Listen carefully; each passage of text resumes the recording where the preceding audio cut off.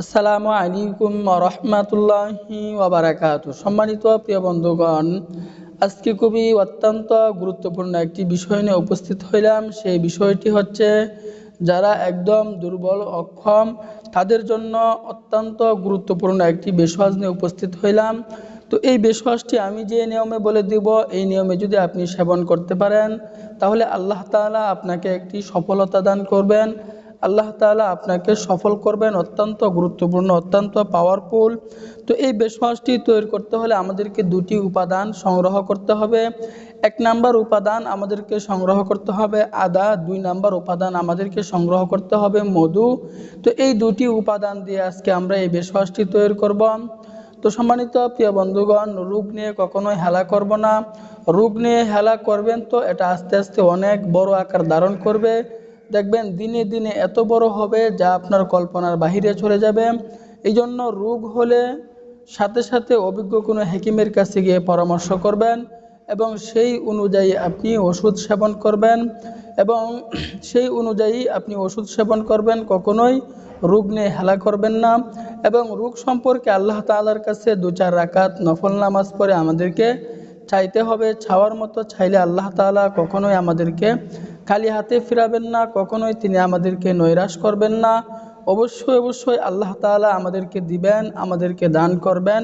কারণ আল্লাহ তাআলা আমাদেরকে দেওয়ার জন্যই শেষ রাত্রিতে ডাকতে থাকেন, অভাবের মধ্যে থাকলে আমার কাছে চাও, ঋণের মধ্যে থাকলে আমার কাছে চাও, অসুস্থতার মধ্যে থাকলে আমার কাছে চাও, আমি আল্লাহ তাআলা তোমাকে দিব, তোমাকে দান করব।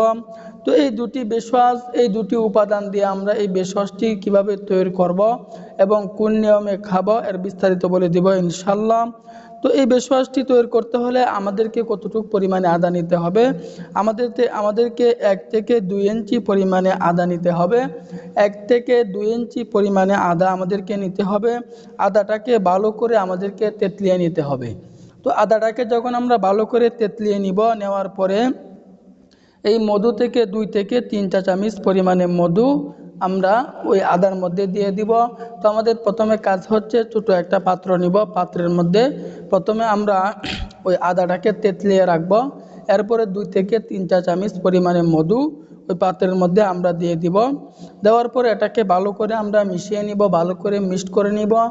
ভালো করে যখন আমরা মিশিয়ে নিব, ভালো করে মিক্সড করার পরে আমাদের এই বেশওয়াজ তৈরি হয়ে গেল। এখন আমরা কোন নিয়মে খাবো, তো খাবারের নিয়মটি আমি বলে দিব ইনশাল্লাহ।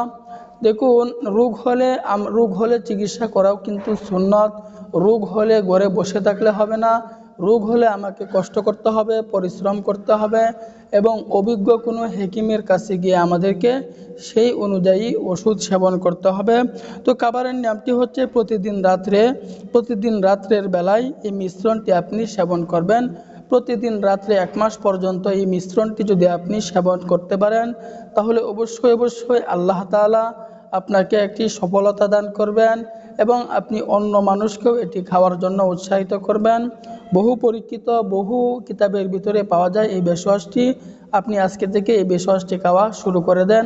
তো আল্লাহ তাআলা আমাদের সকলকেই বোঝার তৌফিক দান করুন, আমিন।